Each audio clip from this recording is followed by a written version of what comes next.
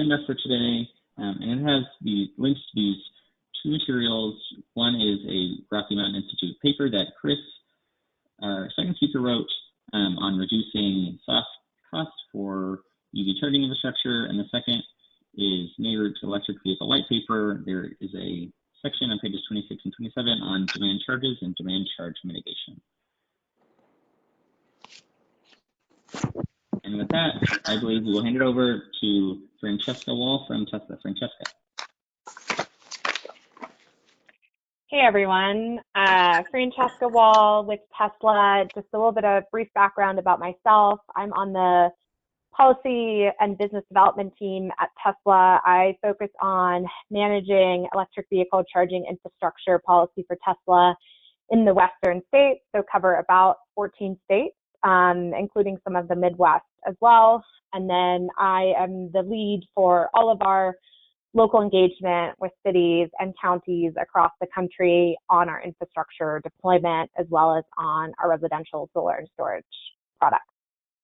So with that, I'm going to give a little bit of context for Tesla, and then I will dive into the charging infrastructure side of the business, really focusing on the fast charging deployment, how we think about that, and then talk a little bit about policy considerations, which should segue nicely into what Chris will talk about next.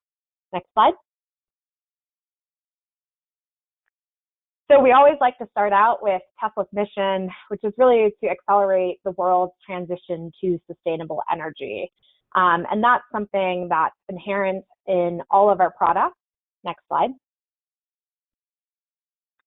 So today I'll focus on the vehicle side of the business related to charging, but Tesla, as you all may know, is also active in behind and in front of the meter solar and storage, going all the way up to large scale products. And what we're really aiming for is to be able to generate renewable energy and then drive that into consumption with the transportation component of our business. So we're really trying to create an entire ecosystem. And just a couple of weeks ago, we actually released our 2019 Tesla Impact Report. And so I encourage everyone to take a look at that, mainly because within that report, we talk a lot about kind of the product life cycle of our products, the assessment, the emissions impact, and we look at that both on the solar and storage side, but also on the vehicles and charging side of the business, and then spend some time thinking about what future improvements we want to make. So I think it's a great primer in terms of where we really want to see the industry and our company going on the transportation electrification side. Next slide. So just as a quick recap, the Tesla family, we have our Model S and X, which were our early vehicles, which, you know, higher cost, lower volume was the initial development of Tesla, all the way up to where we're at now with the deployment of Model 3, which started back in 2017, and has really now taken over the majority of the vehicles that we're putting on the road. And then our most recent vehicle, the Model Y, which is our crossover SUV, and that just started production earlier this year. So you will see that start to be on the street, and you may already see it driving around. So we're really excited about where we're going and where we've come from. And so we're continuing to kind of push into that 30,000 and lower vehicle market. And that's what really Model 3 and hopefully eventually Model Y represent versus what Model S and X were originally built for. And last year, we delivered about 367,000 vehicles. And so comparing that to 2018, that's more than a 50% increase. And so I think 2020 will be an interesting year, but we're very confident that that number will just continue to grow with more and more folks getting also into the Model 3. Next slide. So part 2 of the Tesla family, I won't spend much time on this, but we always just like to mention it. On the left side, you see the Cybertruck with the famous unveiling that left many a little bit stunned for this product. But this is really our goal at kind of cracking the next market segment, which is being able to compete with the Ford F-150s and the truck market. We know we need to go there, and we're doing everything we can to work towards that. On the right-hand side, you have another product that I think personally I'm very excited about, which is our Class 8 heavy-duty electric semi-truck, which will start production later this year with further scaling in 2021. And everyone was very surprised we went after this market segment, but it's very much in line with what the company wants to achieve and be doing, which is really tackling those segments that are difficult to electrify, but also have one of the greatest emissions and impact benefits. So least amount of vehicles on the road, but one of the higher emissions benefit. And so a little bit later, when I talk about some of our considerations from the policy side with charging as well, I'll talk briefly about how we're starting to think about not only the light duty, but also the heavy duty space. Next slide. So for Tesla, there are kind of two main charging networks that we have today, which is our supercharging network, which I'll spend the most time on in this presentation. That's our fast charging network.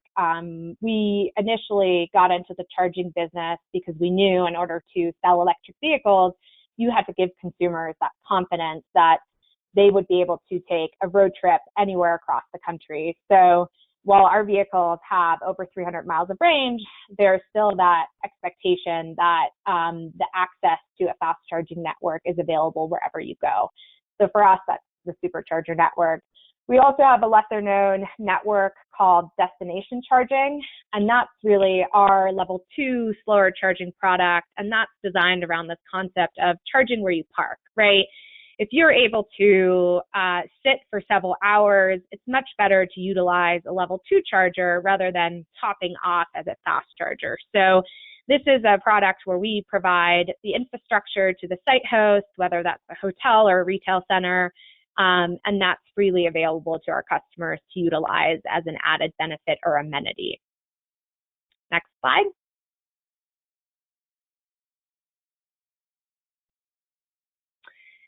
So in terms of the footprint of our fast charging network, this has expanded rapidly since its inception in 2012. The numbers on here are global, but in North America, we have over 650 stations today. And you can see at the very top here, we just built out the Trans-Canada Corridor, which was kind of a fun project that the team did at the end of the year to be able to connect that. And then in the US, just right under that, we just opened the Dakotas. I was just sending emails this week to mayors on that and part of the Montana. So the idea is really to be able to go anywhere in the United States and Canada with seamless access. Next slide. So in terms of the actual product, just for context, we have 4 different charging products. The Wahl connector on the right-hand side is the slow charging product that I mentioned earlier. Again, that's more of a, you're there for several hours, you're going to charge up use case. We also have the fast charging line, and the most exciting new part of that is what we're calling version 3 of our supercharger. So last year, we came out with this new version of the supercharger, and the site design changed somewhat in that we used to have power sharing between 2 stations. And so when customers would pull up next to each other at 2 supercharger stalls, they would be power sharing, meaning that they would get a lower charge rate, essentially. With version 3, that doesn't happen anymore. So you have one cabinet feeding 4 charge posts, and each of those charge posts can get up to 250 kW of charge. So what does that mean? For a Model 3 long range, you can get about 75 miles of charge in 5 minutes. So it really cuts the average charging time for our customers who are going on road trips by anywhere from 15 to 20 minutes. And so now, when you used to have to sit there and wait a little bit, now you just have enough time to pull up, plug in, grab a coffee, and get back on your way. So this is really a game changer for us in terms of those customers who are taking road trips and relying on the network that way. Next slide. One other thing I just wanted to mention on the charging side, since we have an integrated system, we're always looking at opportunities to match the capabilities of what the vehicle is doing with the charging units. And so one interesting thing we did in order to help customers in colder weather climates is that we added a new capability that you're able to basically say to your car, I'm going to go to the supercharger over here. You put it in your vehicle map, and the vehicle will understand that you're going to be there and automatically sort of heat up the battery in order to ensure that once you get there, you don't have to wait and take that slower charge. And those are kind of the types of small things that we're doing to always make our products better with time. I think that's something we talk about a lot, is the option for electric vehicles to get cleaner and better with time through kind of intelligent software updates that match what's happening on the vehicle side with the charging side. Next slide. So this is probably something that everyone is very familiar with, but we always just like to reiterate. I think now that we have customers that are starting to purchase Model 3 and often don't live in single-family homes, but rather live in apartment buildings, are really looking for access to charging as a tenant of an apartment complex, there seems to be this conception that more and more customers are relying on public fast charging. And while that is the case, we're still seeing that the majority of our customers are charging at home, and that about 10% of charging is taking place on the fast charging network, and another 10% really at whatever destination they're at. So be that a public level 2 charger somewhere at a shopping center, or be that at the mall or wherever you're going. Next slide. So how does Tesla think about fast charging or supercharging deployment? So wanted to show kind of this picture here just to give you a sense of what our typical station layout looks like. And the main components are really the charging posts, which are just that, charging posts, the supercharger cabinet, which you see pictured here as well, which is really the intelligent part of the system that's doing all of the work. And then whatever utility service we need, whether that's switchgear, transformer, to be able to bring power to that site. So when we're thinking about where to locate a station, what that looks like, and how to best do that, there are a number of different factors that come into consideration. One is just really how many parking stalls are we going to be taking up? What is the site host that we're working with comfortable with? So Tesla will work with Target to put in fast charging. Tesla is the owner operator, but Target is obviously hosting that site. So we need to be able to ensure that this works from their perspective with parking flow, any congestion issues, and things like that. So oftentimes you'll find us in the back of the parking lot because those are the unused spaces, and that's oftentimes easier for us to be able to be placed there. But other considerations that go into this is really, is there enough room for the equipment? If you're in a parking garage, that often gets challenging. Are we able to work with the utility to bring power to that particular part of the parking lot that we chose? Or would it be much less expensive to actually go in another part of the parking lot? But maybe in that part of the parking lot, traffic flow would be worse. Do we need to add accessible ADA compliant stalls, and how much parking are those going to take up? So in places like California, there are specific requirements about how many accessible stalls we need to have, and that's very strictly enforced at the local level. And then finally, we really think about where to put a new station based on what use case that is serving. So for fast charging, we have two primary use cases. One is very evident. You see it all over the place, and that's really highway corridor charging, right? That's providing our customers who are traveling from point A to point B charging access on the highway corridors. So for those sites, we're looking at enabling a route. Maybe before you weren't able to go as far without having to stop at a level 2 charger, but now we've put a new supercharger in and you can really have access to that. The other use case that is starting to become more common for us is the urban use case.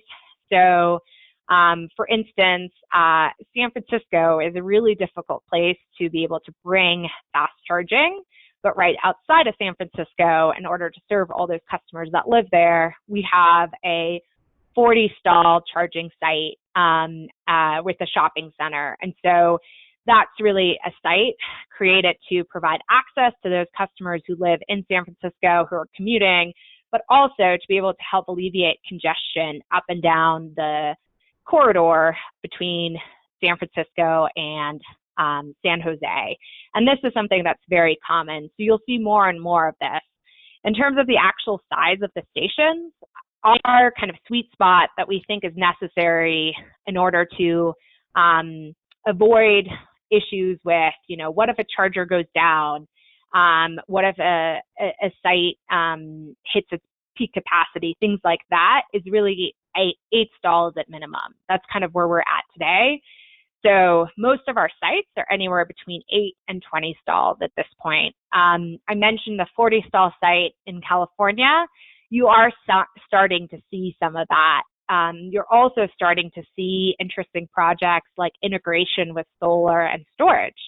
So in Las Vegas, we built a site recently on the Strip with Caesars Entertainment, who was really interested in meeting their sustainability goals. So that's a site that actually has a solar canopy, that has power pack storage, and then it has fast charging and level 2 charging, about 24 stalls to meet a variety of customers.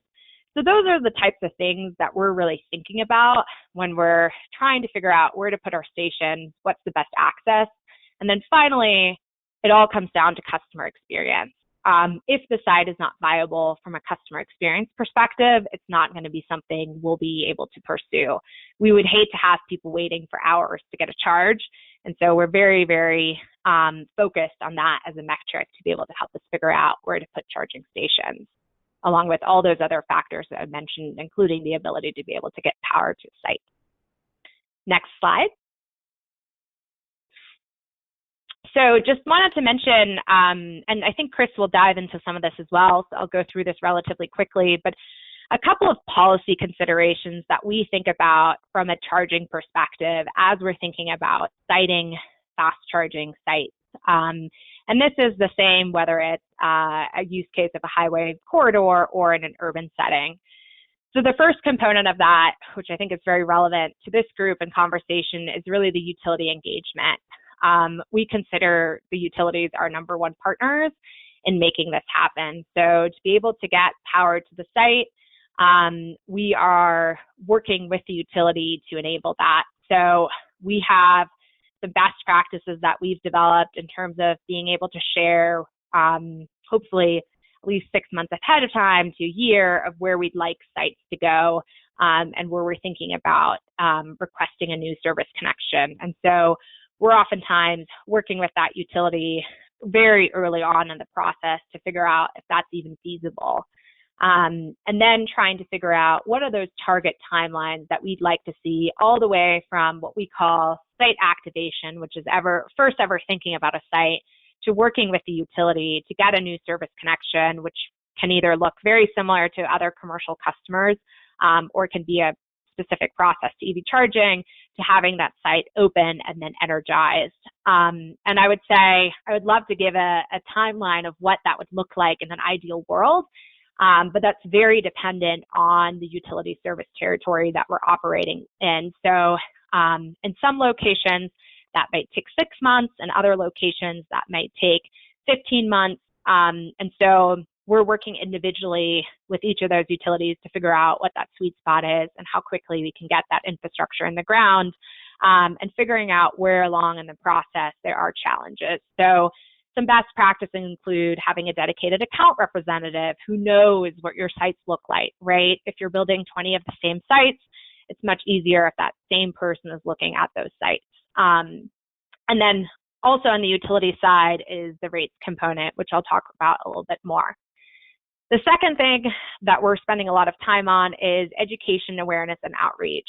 So not only thinking about how do you educate customers on EV availability, but also the benefits of charging where you park, which is something I mentioned previously. From a grid perspective, we still think the best way to charge is when you're parked, where you're able to respond to price signals such as time of use rates, and you have a much better chance of providing a beneficial grid integration versus fast charging, where customers are often pulling up and expected to get a charge at right that moment. So working with utilities and other stakeholders to really drive home some of that messaging to the drivers and make sure that having an EV is integrated seamlessly into their lives. And then finally, local policies. I spend a lot of my time at the local level talking about permitting and inspection. So there are some states that have developed streamlined permitting processes and laws around that.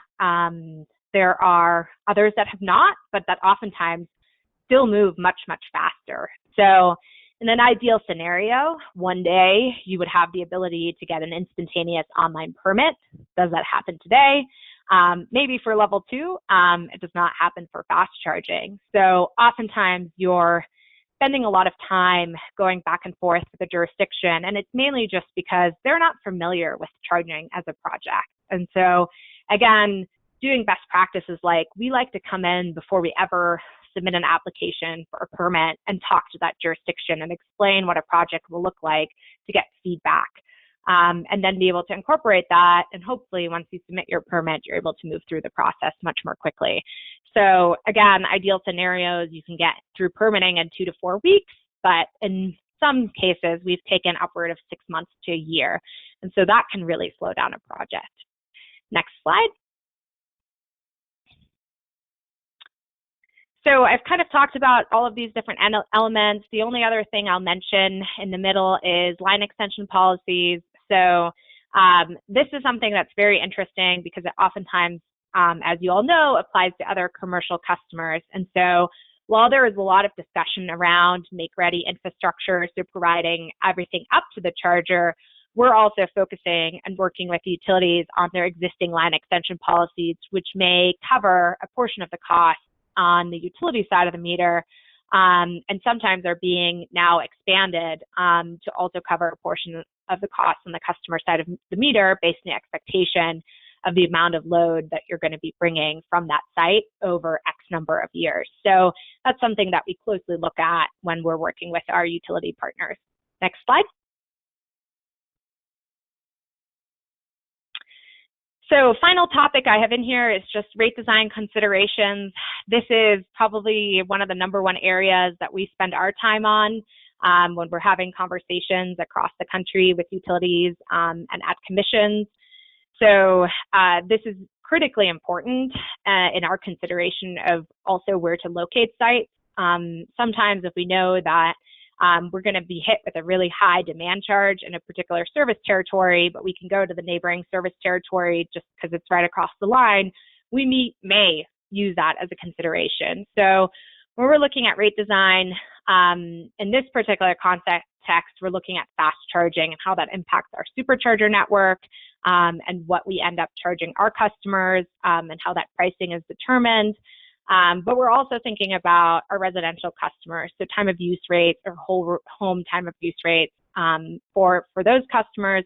And then more and more so as we think about the heavy duty side of things, thinking about how does this impact fleet charging for our heavy duty customers. Next slide.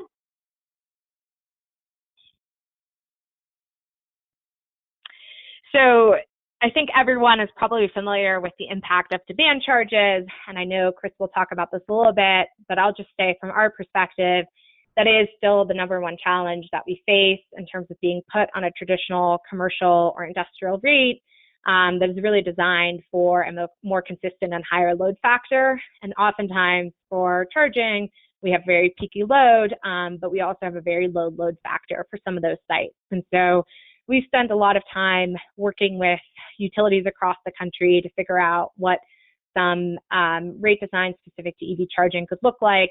So there are a whole host of examples from SE and PG&E in California to NV Energy to Pacific Power to others on the East Coast as well. So we're happy to talk more about that, but I think Chris will spend some time on this as well. So in the interest of time, I will move on to my final slide.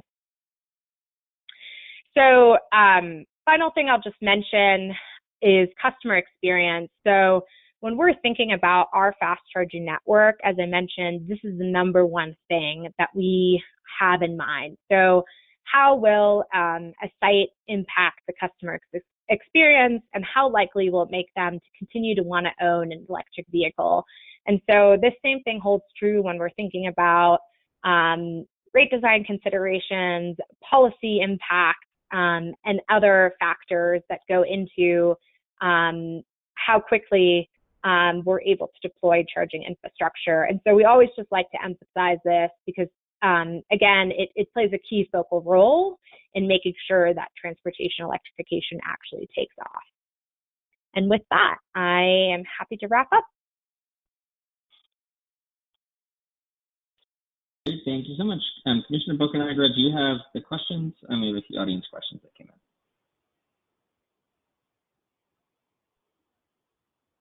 Hey, everybody. This is Maria. Let me go ahead and take a look at the questions.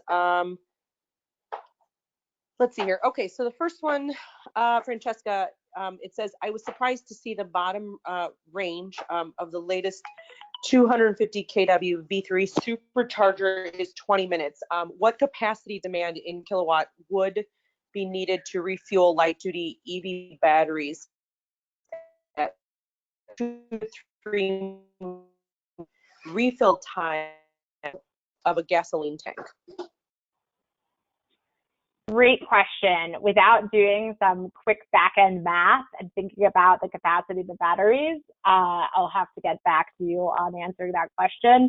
But I think the more important point here that I just want to highlight is that we don't necessarily, we think there's a sweet spot, and I think we'll continue to push that 250 kW higher, but we also don't think we need to be in that 2 to 3 minute range necessarily. And so I think we're still working out what that sweet spot is. Maybe it's 10 minutes, maybe it's 5 minutes, but that is something we're certainly thinking about because at some point you have kind of those diminishing returns at higher and higher charging speeds.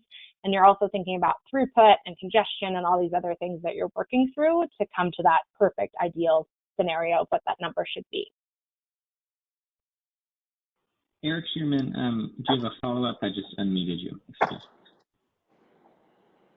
Well, thank you for that answer. I'll follow up with an email. That is an interesting math question to understand when you would at least understand the comparability to in this qualitative product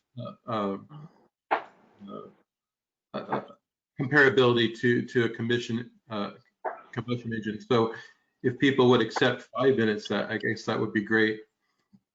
I bet if the average sedan required 5 minutes to recharge, we'd have really long lines at gas stations. You know, we have lots of gas stations.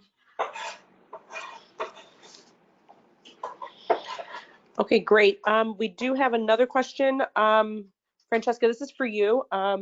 Please speak more on how the interconnection timeline in different areas is reliant on IOU parameters or processes versus other local AHJ parameters and requirements. Could aligning or streamlining those processes happen concurrently, or does one need to happen before the other, in your opinion? They can happen concurrently, and I would say we think of them while we're going through them at the same time. We're often thinking of them as separate processes for our own tracking purposes, and so when we're quantifying the timeline, we're looking at that utility interconnection piece, and then we're also looking at that entire permitting process piece. Where it gets interesting is in scenarios where you're not necessarily in an IOU territory, but you're in a municipal territory, And then you may be dealing with some different things because of how the departments are related and how quickly that process can move through. Okay, great. And I'm just looking at my notes here. I think, Danielle, there's a raised hand. I can't see it on my end, but I'm not sure if you want to unmute the audience member. Sure. Carrie Sisto, I just unmuted you if you have a question. Thanks. Yeah, that was the question Fran just answered was mine. So sorry for that miscommunication. Thanks, Fran. Thanks.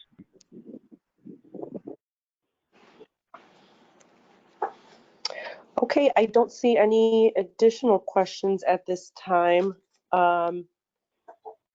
Danielle or Charles, if we want to continue with the next speaker. Sure, we'll do. If we go to the next slide. Great. So now Chris Nelder from the Rocky Mountain Institute. Chris, please take it away. No, we're all set. Okay. Great. Thanks very much. Just by quick way of intro, I'm going to be talking about our new report here, reducing soft costs in EV charging infrastructure. And then at the end of my presentation, I'll do a few slides on some of our rate design work. We, I think, helped to kick off the national conversation about the problem of demand charges, especially for high-speed charging installations, with our paper back in 2017 that we did for EVgo. And we've done a lot of more work on it since then. But we'll start with the paper on charging infrastructure costs. So next slide, please. So we wanted to understand what does this stuff cost, especially at the component level. Apparently that research had not been done. So with support from the Energy Foundation, we did a study at the second half of last year where we reviewed literature, we looked at publicly available information from utility procurements, and we did 24 original interviews with all sorts of stakeholders in this space, all under NDA, and anonymized their results. And, you know, our original thesis was that we could help reduce the cost of charging infrastructure basically by doing smarter procurement, by getting out of these little bespoke, you know, pilot projects and going to larger scale procurements, by buying things in standard configurations rather than bespoke configurations and so on. And as we got deeper into these interviews, we discovered that that was not in fact the case. Nobody really thought that procurement was a big deal. Instead, we were hearing all these horror stories about red tape issues, basically, which we called soft costs here, which had to do with all these matters related to getting building permits, getting easements, compliance with various standards and codes, and getting utility interconnections created. And this all rang a big bell for me because I was in the solar industry 15 years ago, and we ran into all these same soft cost issues with solar. That led to actually the Department of Energy through the Sunshot program creating the SolSmart initiative, which specifically has now spent years trying to understand where are these soft costs coming from and how do we address them. And I'm betting that there's probably an 80% overlap in the Venn diagram between soft costs related to EV charging infrastructure deployment and soft costs related to getting especially rooftop solar permitted. We are now working with various folks at the national labs to try to get a Department of Energy project launched to address these. But let's dive into them a little more, because what we found is that these costs are really poorly understood and not documented in the literature at all. So just to kind of give kind of a high level view here, I think everybody sort of can see and understand where the procurement costs are coming from. You know, we can get a handle on what charging hardware costs, what the software management contracts and the networking contracts and the cost of make ready is, and so on. And to the extent that we were able to quantify it, we have documented those costs down to the component level in this report. Next click, please. below the actual procurement stuff, there's this whole other layer of cost related to meeting requirements. In California, for example, they've now decided that all public chargers need to have a credit card reader. Measurement standards are now being undertaken in the California context and elsewhere. ADA compliance, as it turned out, has been a huge problem for deployments of these charging networks where they're getting inconsistent information, or where a charging station was compliant 2 years ago and now suddenly it's not. That and related other things like what type of plug does the charging station have and how do we meet open standards? Next slide, please. But the biggest issue here related to the soft costs. And the major categories here are communication between the utilities and the EV charging networks, the service providers, EVSPs, how to future-proof these sites, getting easements, especially for the cable runs that are needed between the utility interconnection point and the actual charger, complex codes, which vary from AHJ to AHJ, and complex and inconsistent permitting processes. And those costs are often not visible to anyone until you actually get neck deep into a project. And they often lead to having to redo work and other duplicative things that add costs. Next slide, please. So our first recommendation is to choose sites and start charger siting carefully. Site selection is often a huge expense. And in fact, larger EVSP networks like Tesla and Electrify America and EVgo, they often have to evaluate 2.5 to 3 sites for each one they actually complete, because they can't get all the information they need to evaluate the cost and just the practicality of getting an easement, getting a permit, getting the interconnection that they need, and understanding what the costs are going to be. And a key aspect here has to do with where the conduit runs. Oddly enough, a big part of the cost relates to digging trenches to run conduit. And so we understand now that it's really important to understand where the chargers are sited relative to where the utility access is at a, next slide, please. So one way of addressing this is to improve communication between utilities and EVSPs. The networks really need to know how much grid capacity is there at a site. Oftentimes the utility can't tell them without rolling a truck. How much will it cost to increase the capacity to the necessary level? How long is it going to take to get our interconnection application approved? Sometimes the utility can't even tell them that. They're just sort of in limbo. How long will it take to get an interconnection? And just looking for an occasional status update of where they are in the process can be a time-consuming thing. Next click, please.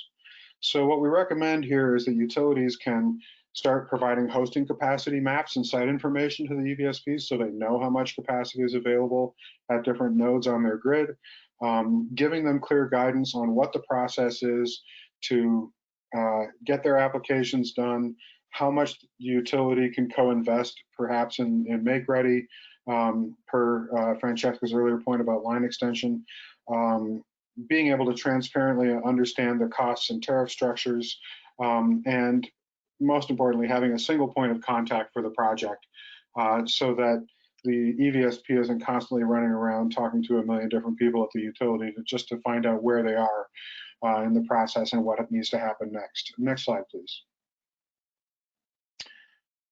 So one thing that really popped out here is that rural co-ops pose particular challenges. Sometimes EVSPs have to pay really expensive, like $5,000 membership fees to become a member of the co-op just to see the tariffs that they're going to have to operate under. This is, again, going back to this problem of having to evaluate multiple sites just to figure out where it's cost effective. And sometimes they can't get those fees refunded if they discover that they can't do business there. Some of the co-ops don't have information about hosting capacity. They actually have to send somebody to go climb a pole and see what's connected there and understand where how much capacity is available. and line extension, in particular for these larger DCF sites in more rural locations, can be really expensive. Next slide, please. So one of our key recommendations here, as much as possible, is to think ahead and really try to build out enough site electrical capacity to meet future needs. Trenching, again, is a huge cost. It can be as much as 20% of the total project cost, along with distribution transformer increasing the size of those. So we really recommend, let's try to do that once, even if you think you're only going to need one spot, one charging station today. If you think you might need 3, 5 years from now, do that conduit and that distribution transformer to provide power to all 3 once. And if possible, install extra conduit or oversized conduit so that it's easy to run a new conductor without having to dig another trench. And then again, obtaining easements and planning permission in advance, especially for the parking spaces needed to supply the charger itself, but also to provide ADA compliance. Next slide, please. One thing that can really help here is if it's possible to coordinate the construction of a site between multiple EVSPs. And here, there's actually a very cool project in, I believe that was Southern California, that Tesla did with, yeah, that's right, it was with Pasadena Power and Light, which is a municipal utility.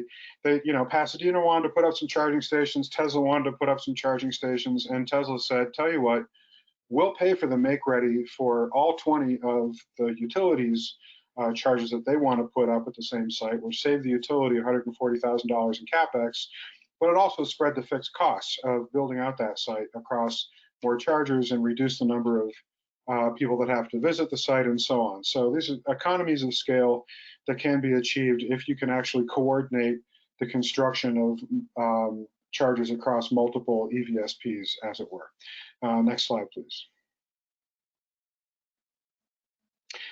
So one thing that really popped out here is that easements are becoming a real problem for a lot of these sites. On average, obtaining an easement takes 59 business days, but some customers experienced up to 234 business days just to obtain the easement. So these construction delays get really expensive. And it's really important to understand, what's going to be required at this site to get our conduit run, to get our parking spaces, to have a place to put the associated equipment. Think back to the slide that Francesca showed you, like the switch box and so on, that isn't actually the pedestal of the charging station itself, the ADA path of travel for the wheelchairs and so on. All of that has to be figured out early in the process, and it has to be coordinated with the utilities and the AHJs in terms of, like, are we able to meet all these requirements at a specific site in concert? And it doesn't hurt to double and triple check all that stuff, because one detail can blow an entire project or lead to a very expensive second or third or fourth round of having to redo engineering drawings and applications and so on. Next slide, please. On the AHJ side, standardizing and streamlining building codes and permitting processes would be really, really helpful. This stuff varies by local jurisdiction. Again, referring back to my old days in the solar business 15 years ago, I used to have to keep little cheat sheets that told me what I needed to do to pull a building permit for every little county, or every little city rather, within Marin County that I worked in. Sometimes they're only separated by a few miles, but I would have an entirely different process that I had to go through to pull a building permit at each one of these places. And that was very expensive. So if we can just try to standardize this, which again has been done or is in the process of being done with the Department of Energy's Sole Shot initiative, just to try to figure out how can we minimize the red tape, how can we streamline the permitting issues, can we offer online checklists so that an EVSP knows what documentation they need, where they are in their process, being able to even apply for the permit online. And then that information needs to be shared by the AHJ with the utilities to help them do good planning on the distribution system side. That isn't really being done, and that's really an important strategy for reducing costs going forward. Next slide, please. ADA compliance has been a real problem. We've heard a lot of horror stories where, really what it comes down to is that ADA is a federal mandate, but it's actually defined and implemented at the state level. And there's just a lot of lack of clarity around what ADA compliance means from jurisdiction to jurisdiction. Sometimes the requirements are incomplete, or they're vague, or they're just incorrect. We've heard stories about EVSPs having to rebuild and redesign sites that were previously approved because either the code changed or somebody reinterpreted the code differently than how it used to be interpreted. So there's a lot of issues here related to the physical layout of the charging infrastructure and the parking associated with it. And then also sometimes conflicting parking requirements for ADA and charging stations.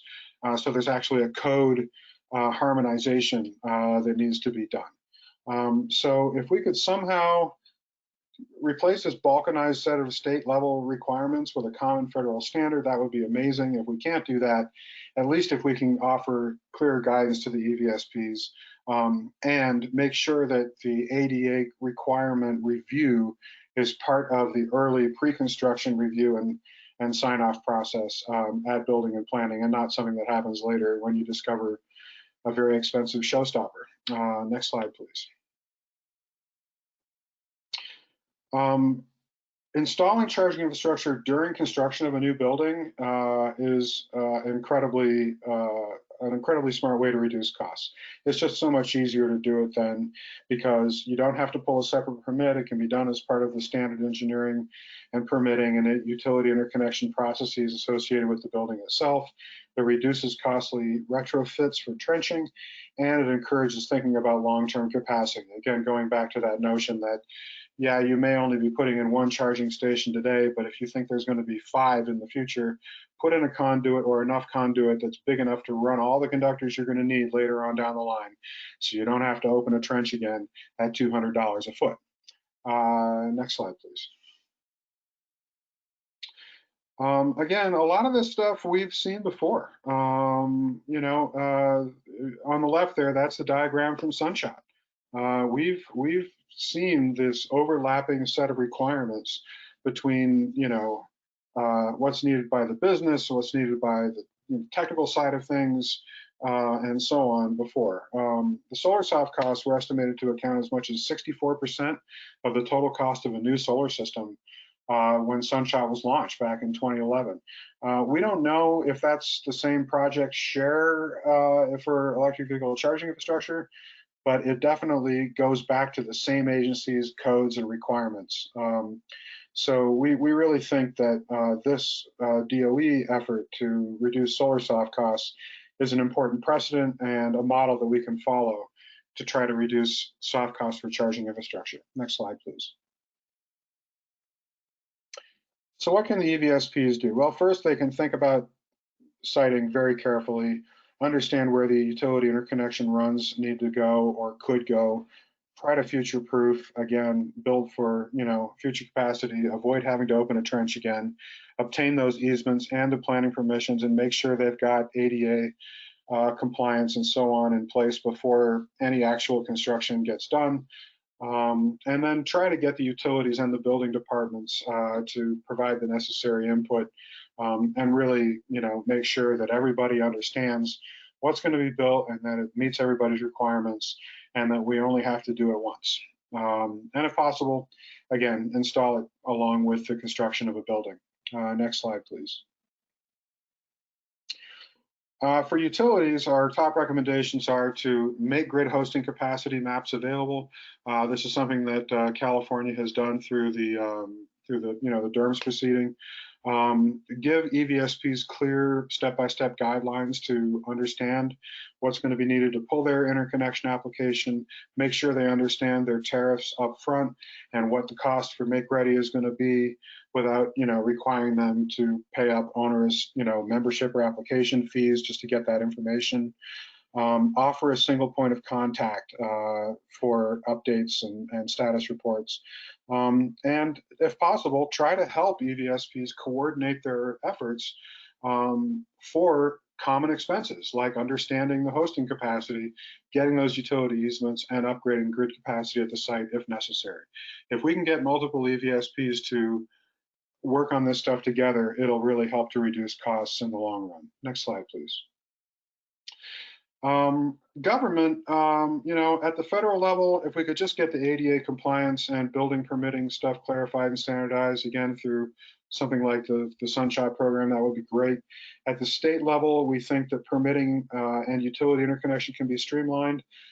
California AB 2188 is a good model there. And they could also clarify and standardize ADA compliance. And then just at the municipal level, these AHJs really need to help us standardize on one set of building codes, one set of permitting requirements across jurisdictions, and simplified processes for getting their documentation submitted and getting permits obtained. Next slide, please. So I promised you a few quick slides here on our DCFC rate design. I'm not going to show you our previous papers on this, but this is the most recent one that we did in the fall of last year. And this was a study that we did on DCFC rate designs in 3 different ones, and we compared them because we were not aware of any other DCFC rate comparison that had been done up until we did it. And so we compared one that had been submitted by Xcel Energy called SEV here in Colorado. We analyzed that to PG&E's EVS or EV large S rate in California, and we developed our own in-house rate design. And so we compared these 3 different rates across 3 different load profiles: a public charging depot with 2 50 kilowatt chargers, a public charging depot with 2 150 kilowatt chargers, and a transit bus depot with 25 100 kilowatt chargers. And then we evaluated the public DCFCs on 3 different utilization rates. 5% representing sort of what the load would be when you opened up a new station, 10% as the market matures, and then maybe like a 30% to say, you know, what would the operational cost of a charging station be when the market is relatively mature and you're getting sort of 7 to 8 hours of use on a charging station every day. And our objective here was to meet or beat gasoline parity, which we set at 9 cents a mile. So next slide, please.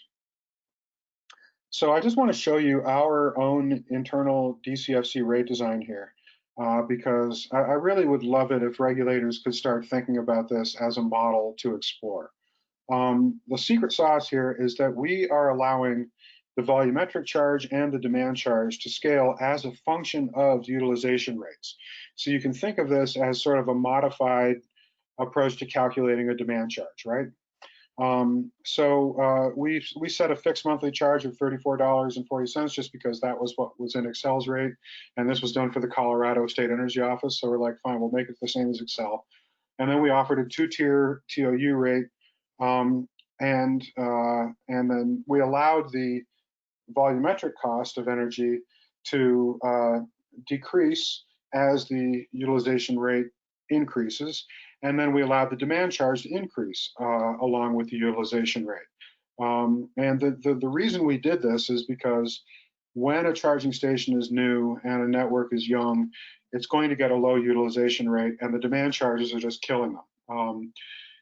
In the previously mentioned EVgo study, we found that demand charges could sometimes make up as much as 85–90% of a monthly bill for these high-speed chargers. That's clearly not the intent of a demand charge. It indicates that the rate design is broken and we need something better. So we came up with this design to let charges scale as a function of utilization rates. Don't have time to go into that in detail today, but you're certainly welcome to look at our paper on this and explore the details, and I'd be happy to engage with anyone who wants to discuss this rate design. Next slide, please. So I just wanted to show you one of the summary results from that report. And this shows the results for the 150 kilowatt installation I mentioned. As you can see, the group of bars there in the middle, that's our rate design. we provide the most stable and consistent cost per mile with our rate design relative to Excel's rate, which has much, much higher costs per mile when utilization is low, and PG&E's rate, which also had, significantly higher costs when utilization rates are low. So our point of this was, let's not make it impossible to have a business case for these guys when they're first opening a network. Let's help them get over that valley of death until the market grows up a little bit and they get to sort of a 30% utilization rate and they can afford a conventional demand rate. So that's how the result turned out. We were very pleased that we could make that work. And I should also mention that with our rate design, we recover exactly the same amount of revenue as Excel's own proposed rate did over 10 years. So we're not asking them to give up any revenue. I think that's the last slide. Yeah. Great. So some questions for Chris. Commissioner Bocanegra, do you have that? Yes. Let me open it up here. All right. The first question, Chris. Who do you recommend pay for installing additional transformer capacity and extra conduit at the outset of a new charger being installed? That's a great question. I certainly recognize that things are going to vary from state to state, but we do advocate that utilities should be allowed to make a significant amount of the make-ready investment that's needed here. Obviously it's their equipment. We think that there's a reasonable case to be made that those are costs that can be reasonably socialized, very much in keeping with, the tradition of line extension policy. Okay, great. Another question for Chris. I think, Francesca, you might be able to chime in here too. Can you speak to how the needs raised in terms of utility processes were addressed, if they were, in the solar industry? What best practices or lessons learned from that DOE-led sunshot process could we look to now, or are there other best practices we could leverage in the TE industry, or do we need to develop new, fully TE-focused best practices? Yeah, that's a great question. We didn't have really a chance to fully assess that in this report. However, I will say that we are now trying to get a DOE project off the ground. We're trying to interest DOE in funding this, and that would be one of the key questions designed to that we'd be trying to answer, is what are the lessons learned from the solar industry that we can apply here. I've been in contact with the folks who did a lot of the work for solar at NREL, at the LBL, and some of the other national labs, but I don't have a concise answer to that yet. Okay, great. Francesca? Yeah, the only thing I'll add is Chris mentioned the permitting side of things. So I worked at Solar City, and so I worked on streamlining solar and storage permitting for residential. And so the same bill that was created in California for solar streamline permitting is actually what the EV charging streamline permitting bill was built off of. And so I think while in the solar industry, we are now at the stage where we're looking at instantaneous online permitting and tools to do that and working with NREL to get to that point. Certainly on the permitting side, there's a lot of overlap and learning that can be done with previous projects.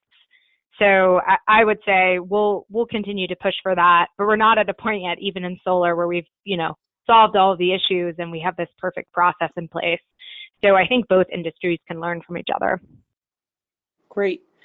This is somewhat of a follow-up question to the one I just read out loud, and that is, what roles do you guys recommend specifically for commissions?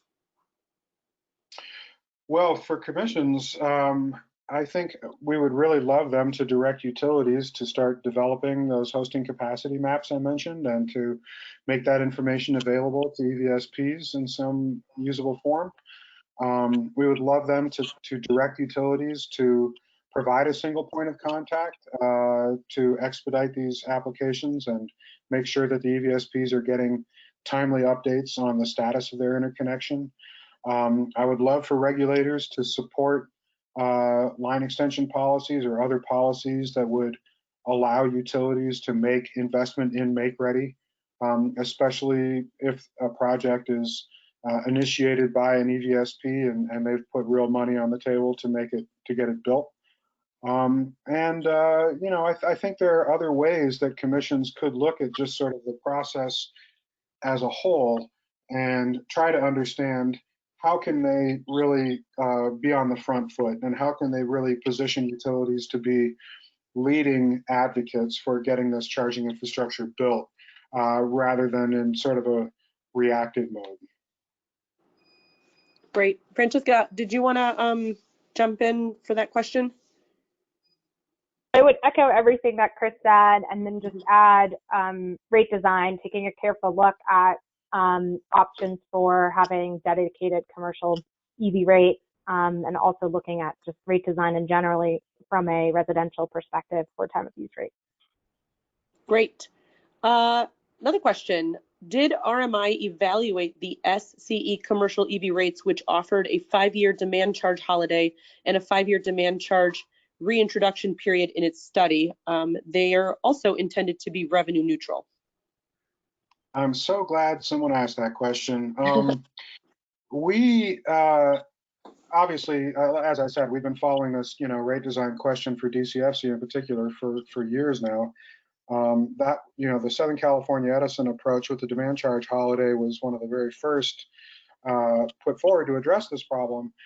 And the problem we see with that is that it essentially requires the utility to guess when the charging infrastructure will reach a high enough utilization rate that it can afford the demand charge. So their strategy was, let's just guess that the EVSPs can't afford any demand charge for the first 5 years, and then for the next 5 years, their utilization is going to grow enough that they can actually generate the revenue they need to pay for their utility bills, which is the very reason why we developed our own rate, which scales those volumetric rates and demand rates as a function of utilization. Because then you don't have to guess. You can actually make sure that the charges that are being applied to the utility bill reflect the actual utilization, essentially the actual cost of operating that charger and providing power to it in a dynamic fashion. And that way, every charger essentially can be on its own rate, if you will, that we can guarantee is going to be affordable for the charging infrastructure operator, for the EVSP. With the Southern California Edison approach, it's really just a guess. And the EVSP is going to wind up with some charging stations that can afford the rate at different times and some that can't. Okay, great. And then the last question I see here, I have a couple for you guys after that though. You mentioned that high demand charges were not meant for low utilization customers. What are demand charges intended for then? I'll put it this way. Certainly I understand that there's a question of cost causation here. Mm-hmm. If you think about the original concept of demand charges as applying to, say, a manufacturing facility or some industrial operation where it's, you know, a sustained load usually that requires the utility to make a sustained investment to provide the power, that is very different from a charging station that might have a 50 kilowatt or 150 kilowatt load for an hour or two a day, and then not. But they're on the same tariff as that manufacturing operation. So essentially, applying those demand charges to a charging station with an infrequent spiky load exactly in the same way as they apply to, let's say, a manufacturing facility, essentially uses the demand charge to subsidize the load of a continuous capacity customer like a manufacturing facility. So our argument basically is that demand charges were not intended for this kind of a use case. I would also point out that this is a very different kind of load. It is unique. We're talking about, if we electrified all light duty vehicles in the US overnight, it would probably increase total electricity demand in the US by about 25%. And that's just for the light duty vehicles. That's not even all the medium and heavy duty stuff. So this is a very substantial load. It has very interesting and unique load profile characteristics that are not like any other load that's on a conventional commercial tariff. So our argument is that it deserves its own rate class. And that's the main point that I wanted to make. Great, thank you so much. I do have just a couple, and either one of you can feel free to answer, and I'll try and phrase this as intelligently as I can if it makes sense. I read a little bit about the RMI report, Chris, and so my question for you is, how can rate designs either lower or offset or more accurately reflect some of these like soft costs that you were talking about, if that's even possible? Yeah, that's a really interesting question. I don't know that it can. I mean, when I think of the soft costs, if I had to kind of put it all in one bucket, I would have to put it mainly into the CapEx bucket, right? Whereas the rate design is more of an OpEx kind of an expense. So I'm not sure that the rate necessarily should reflect soft costs. Instead, I would encourage us to look for obviously procedural ways to reduce the soft costs, like let's just streamline and permit this stuff and sort of get unnecessary red tape out of the way first and foremost. But secondly, to really encourage opportunities for utilities to make the make-ready investment that can be a substantial part of the total project cost in many of these kinds of installations. So then it's not really a rate question, but it is a utility co-investment. And again, I think there's very reasonable arguments to be made that it's proper and right to socialize those costs across the rate base, because essentially transportation electrification is a social objective.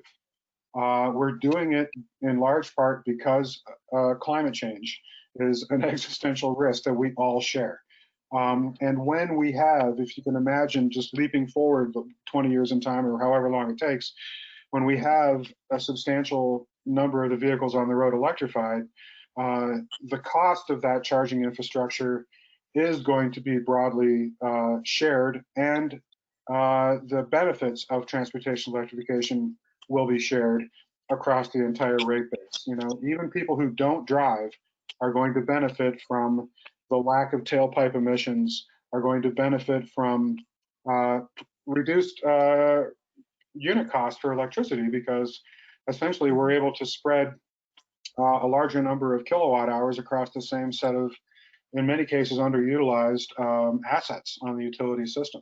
So I think there's some strong arguments to be made, and we've detailed them in many of our reports, that the benefits of transportation electrification are broadly enjoyed across all ratepayers, and it makes sense to allow some of those costs to be socialized across all ratepayers as well. Right. One more question from the audience. What utilities are using line extension allowance policies for EVSE customers? I don't know. That's another thing that we really would like to explore. I don't know if Francesca might have some insight on that. Yeah, so there are certainly plenty of utilities that are enabling us to participate in the same existing line extension policy that is available to any other commercial customer. So we just fall into the commercial customer bucket. We are starting to see some consideration, for instance, where EVSPs are not specifically called out to call them out. So there are some utilities where we're starting to see that, but across the country, we are taking advantage and participating in line extension programs that are available to other commercial customers to the extent that we can. Okay. And then this is the last question. It's from me for either one of you. Can either one of you point to or name a specific streamlined permitting process or policy that you guys feel is effective in addressing some of these potential cost reductions? Yeah, for sure. In fact, we call a couple of them out in our report. The California governor's office issued, I can't remember what they called it. It was like a guidebook to processes here that we thought was really good. And so we call that out in the report. We offer a link to it.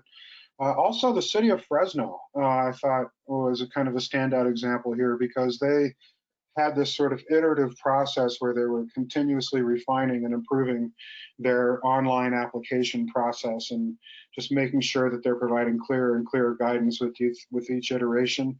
And we called them out too as a good example to follow. Great, thank you. Okay, well, I think that, let me look at the questions. That's all I see here. Danielle and Charles? Thank you so much, Commissioner, and thanks to Francesca and Chris. So with that, we will move on to our closing